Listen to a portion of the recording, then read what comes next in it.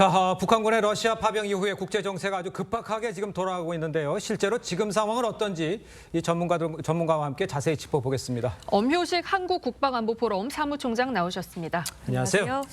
자, 총장이 먼저 북한의 병력이 러시아 일주일 사상자와 맞먹는다. 이 얘기는 어떤 식으로 저희가 이해를 하면 되겠습니까? 네, 2022년 전쟁이 시작되고 난 이후에 예. 러시아나 우크라이나나 수십만 명이 전사한 것으로 알려졌는데요. 네네. 최근 미 국방장관이 월 1,000명 정도가 특히 러시아군이 그 전쟁터에서 사망하고 있다고 이야기를 했습니다. 네. 산술적으로만 따지면 8,000명이라고 하면 8일이면 전부 다 그 병력이 없어지는 거 아니겠습니까? 그러니까요. 예. 그런 의미에서 북한군 병력이 일주일 만에 전부 그 전쟁터에서 희생당할 수 있다라고 언급한 것 같습니다. 네, 그렇군요. 네, 그런데 예. 이 파병 북한군에서 실제로 사상자가 좀 많이 나오게 되면 김정은 위원장도 좀 고민이 많아질 것 같아요. 네, 앞서 말씀드린 것처럼 만약에 일주일 만에 북한군 8,000명이 다 없어져 버린다면 예. 당연히 북한 입장에서는 추가로 파병 문제를 고민해야 되지 않겠습니까? 네. 그러면 추가 파병을 하게 되면 결국 희생당한 북한군이나 또는 추가 파병하는 북한군이나 이런 것들이 자칫 북한 내부적으로 혼란을 일으켜서 김정은 체제에 뭔가 혼란을 주는 그런 그 자충수가 될 수도 있거든요. 그런 면에서 고민이 예. 많을 것으로 보입니다. 예, 그렇군요. 일단 우크라이나 젤렌스키 대통령이요, 동맹국들에게 이 북한이 전장에 도착하기 전에 좀 조처를 해달라 이렇게 촉구를 하고 있어요. 북한군 훈련 중인 캠프에 대한 글쎄요, 이런 얘기까지 해야 될지 선제 타격 가능성 이런 것도 다가오면 할 수밖에 없는 상황 아닙니까? 어떻게 봐야 됩니까?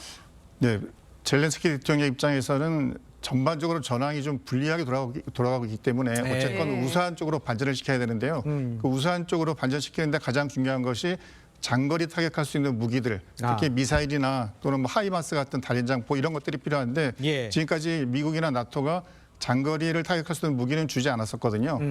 그리고 이제 금방 말씀하신 것처럼 젤렌스키는 북한군이 전쟁터에 들어와 있다는 것을 빨리 지금 전 세계에 알리고 싶은데 그렇다면은 북한군이 후방에서 현재 전투 투입을 대기하고 있는 기지에 대해서도 그 장거리 무기를 이용해서 공격할 수가 있습니다. 아, 그렇군요. 네, 예. 그런데 지금 북한군 8,000명이 쿠르스크에서 싸울 준비를 하고 있다 이런 거는 계속해서 보도가 나오고 있는데 실제 언제 전투에 참여하게 될까요? 네, 그건 아마 러시아 푸틴과 김정은의 결심에 따라서 될 것으로 보지만 전반적으로는 일단 11월 5일 날 미국 대선 상황에 굉장히 중요한 영향을 미칠 것 같고요. 예.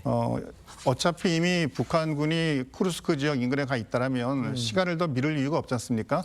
네, 그렇다면 가능한 빠른 시일 내에 러시아와 북한이 협의해서 병력을 전장에 투입하고 그들 나름대로 쿠르스크 지역에서 유리한 쪽으로 전세를 만들어갈 것으로 보입니다. 그렇다면 아까 지금 좀 말씀해 주시면 그러면 우크라이나가 선제적으로 북한군이 와 있는 곳에 대해 선제 타격할 가능성도 있는 거로 지금 보시는 건가요?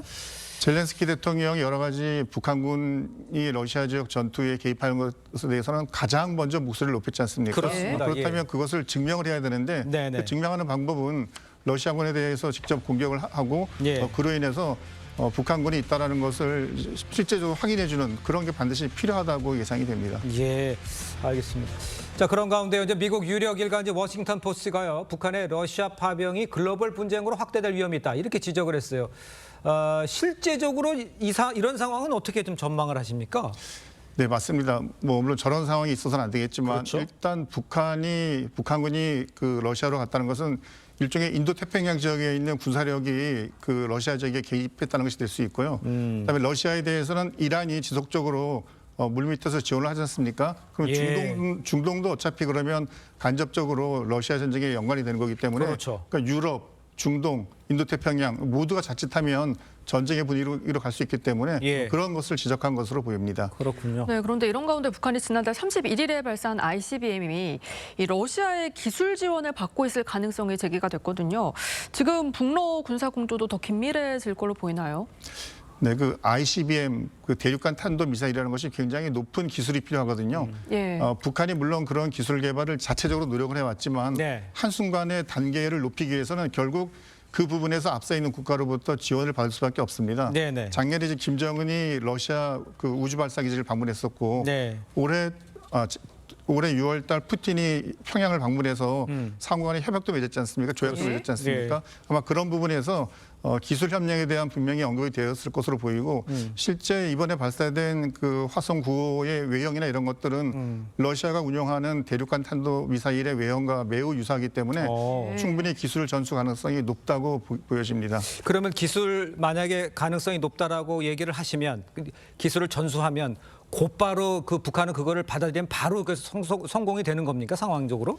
ICBM 발사가? 이미 그 푸틴이 평양을 방문했던 게 지난 6월이지 않습니까? 예. 그러면 그때부터 지속적으로 기술을 이제 러시아로부터 전수받았고 그 예. 기술을 기반으로 다양한 ICBM을 개발했다면 네네. 아마 지금도 이번에 발표했던 화성9 이외에도 19 이외에도 예. 많은 것들이 준비가 되었을 것으로 예상이 됩니다. 알겠습니다. 지금까지 엄효식 이 한국 국방안보 포럼 사무총장과 함께 이야기 나눴습니다. 고맙습니다.